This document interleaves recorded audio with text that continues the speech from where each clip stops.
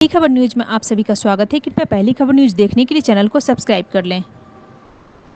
पूर्णिया सदर विधायक विजय खेमका ने एक प्रेस कॉन्फ्रेंस का आयोजन किया।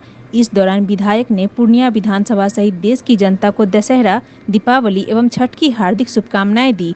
वहीं विधायक विजय खेमका ने हरियाणा विधानसभा में भाजपा की ऐतिहासिक एवं हैट्रिक जीत के लिए हरियाणा की जनता को बधाई दिया। आगे विधायक ने कहा कि पशु चारा खाकर जेल जाने वाले और जमीन लेकर नौकरी देने वाले परिवारवादी, वंशवादी, संविधान, सनातन, देवी देवताओं का अपमान करने वाले तुष्टीकरण के पोषक इंडिया गठबंधन के नेता का देश में पर्दाफाश हो गया है। देश में मोदी के विकास की आंधी चल रही है तथा बिहार विकास की ओर लगातार अग्रसर हो रहा है। वहीं विधायक विजय खेमका ने कहा कि पूर्णिया में खादी मॉल का शुभारंभ जनवरी में होगा और शहर में 10 एकड़ जमीन पर नगर वन का निर्माण किया जाएगा। पूर्णिया को सीएनजी की 50 आधुनिक लग्जरी बस दी गई है तथा 38 करोड़ की राशि से शहर में बस टर्मिनल का निर्माण होगा।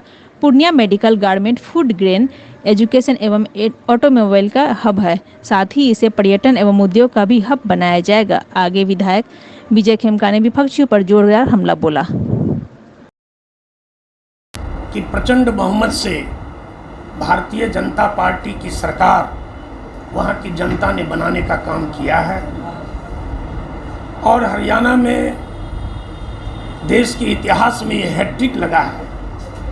और इस हैट्रिक के लिए मैं देश के यशस्वी प्रधानमंत्री नरेंद्र भाई मोदी को बहुत बहुत बधाई देता हूँ कि उनके नेतृत्व में हरियाणा के जो मतदाता हैं और हरियाणा के जो पहलवान, किसान, जवान हैं, उन्होंने उन पर भरोसा जताया और इस पर विश्वास किया कि मोदी है तो मुमकिन है। और भारी जीत के साथ वहाँ हरियाणा में भाजपा की सरकार बनी।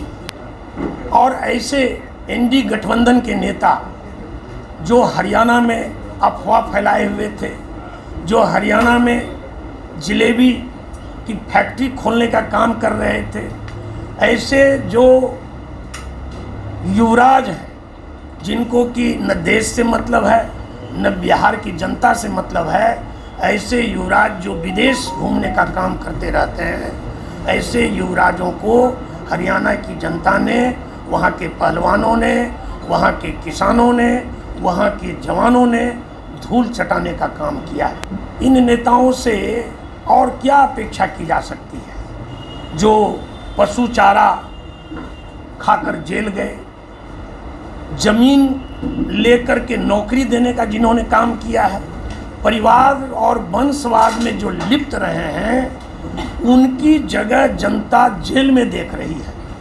हर कोई को लालू का जंगल राज याद है।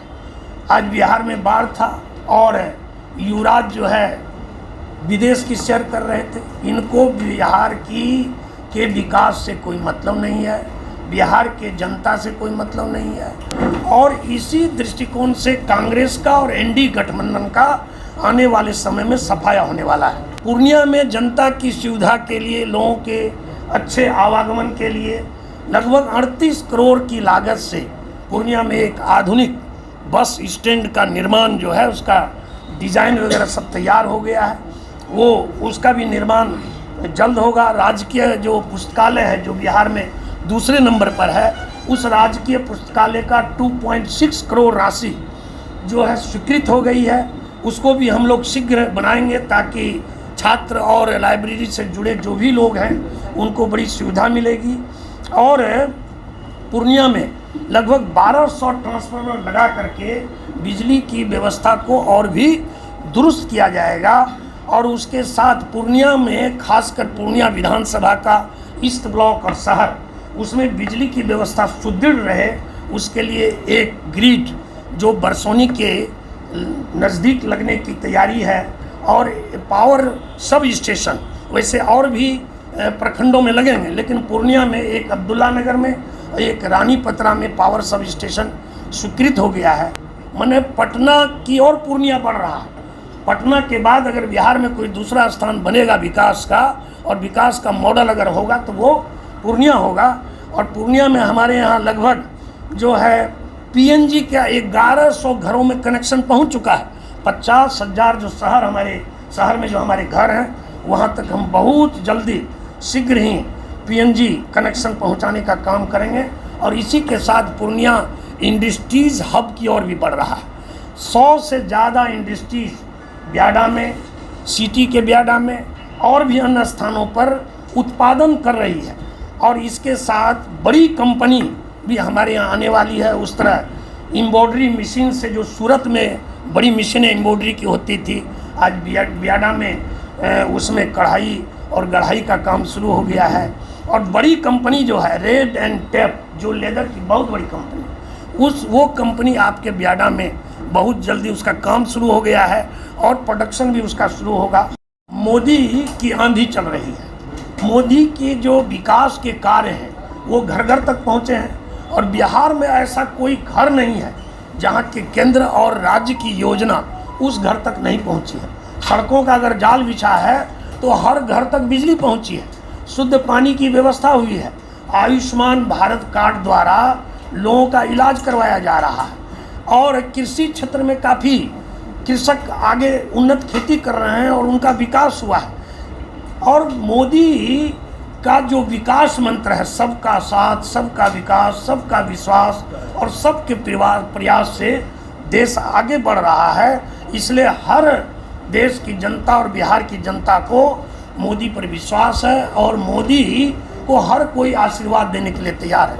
इसलिए आने वाले समय में अभी जो हरियाणा का रिजल्ट आया है, उस हरियाणा का रिजल्ट भाजपा का सिर्फ रिजल्ट नहीं है, ये देश के 140 करोड़ जनता के पक्ष का रिजल्ट है।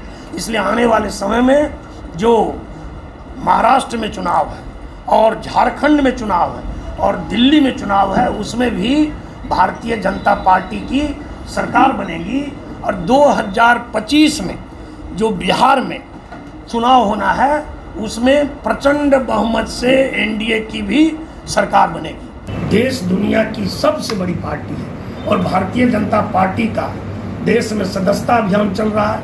ये सबसे खुशी की बात है कि देश की जनता, देश के लोगों ने भारतीय जनता पार्टी की लगभग 3 सप्ताह के अंदर 8 करोड़ सदस्यता ग्रहण की है।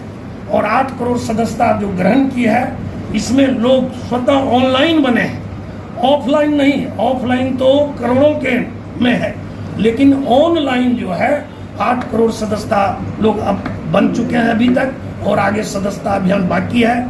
मैं भी आपके चैनल के माध्यम से सारे लोगों से ये आग्रह करना चाहूँगा, भारत के नवनिर्माण में, भारत की उन्नति में, भारत के विकास में आप भी जो हमारा ऑनलाइन पर बनने का माध्यम है, मोबाइल के 8800002024 पर मिस्ड कॉल करके भारतीय जनता पार्टी का आप सदस्य बने और राष्ट्र के निर्माण में आप भागीदार बने।